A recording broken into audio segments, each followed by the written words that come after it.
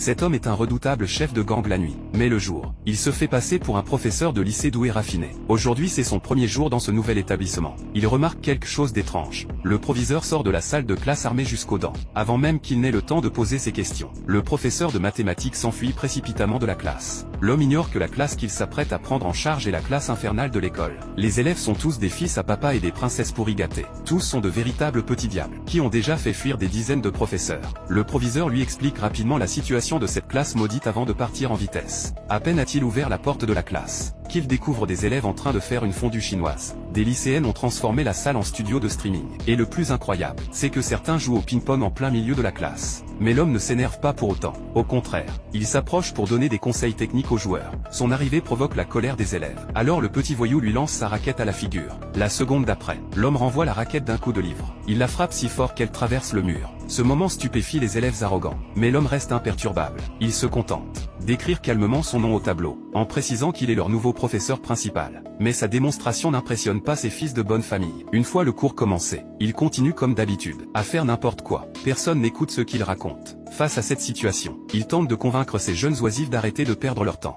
et de se concentrer sur leurs études. Mais le petit caïd le contredit immédiatement. Il monte sur l'estrade, et inscrit au tableau le nom d'un célèbre chef de gang. Le voyou prétend que les études ne servent à rien. Leur but est de devenir quelqu'un d'impitoyable comme ce parrain. Le gamin ignore que le nouveau prof devant lui est justement ce chef de gang tant redouté. Et pour mater ses élèves turbulents, l'homme propose aussitôt un pari qui plaît aux jeunes. Si les élèves parviennent à lui jouer un tour en une semaine, il quittera l'école. Si aucune de leurs farces ne réussit, ils devront promettre d'étudier sérieusement. Les petits bourgeois acceptent immédiatement le défi, car pour eux, ridiculiser le nouveau prof sera un jeu d'enfant. Dès le lendemain, ils préparent un seau de farine, qu'ils placent au-dessus de la porte. Dès que l'homme ouvrira, il sera transformé en bonhomme de neige. Mais contre toute attente, l'homme arrive avec un parapluie. Non seulement il bloque la farine, mais il la renvoie sur les élèves, qui se mettent aussitôt à éternuer. Cependant, ce n'est que le début. Alors qu'il boit tranquillement son thé, les élèves lui lancent cartable, règles et crayons. Mais l'homme reste zen. Il attrape son parapluie et renvoie tout à la vitesse de l'éclair. Les élèves pensent encore avoir une chance, car ils ont enduit sa chaise de superglue. Ils croient que l'homme va rester collé.